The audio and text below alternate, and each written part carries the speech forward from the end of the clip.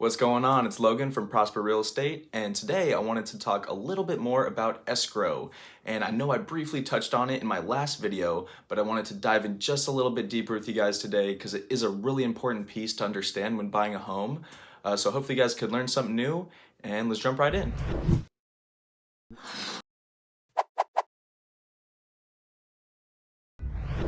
So what is escrow? Now, escrow is a neutral third-party company. You can kind of think about them as the middleman between the buyer and the seller. And a couple escrow companies you might have heard of are First American or Fidelity. Those are a couple popular ones.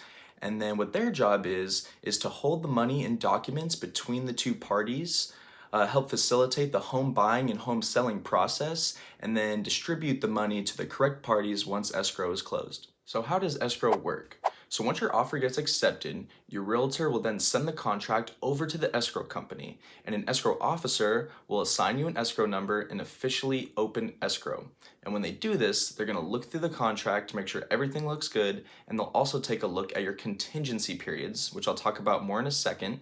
And after they do this, they will create an escrow timeline. And now you're kind of on the clock.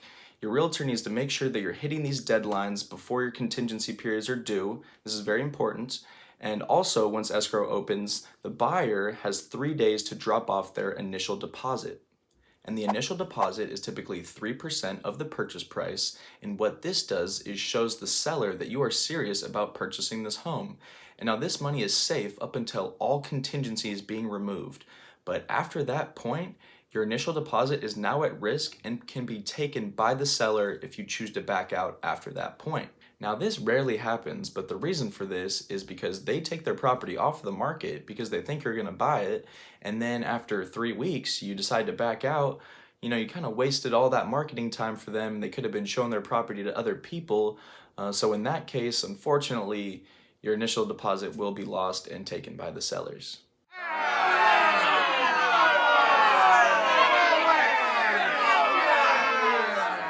So there you have it. Hopefully I was able to teach you something new about escrow and how that whole process works. If you guys have any comments or questions, please leave them below, and I'll catch you guys around for the next video.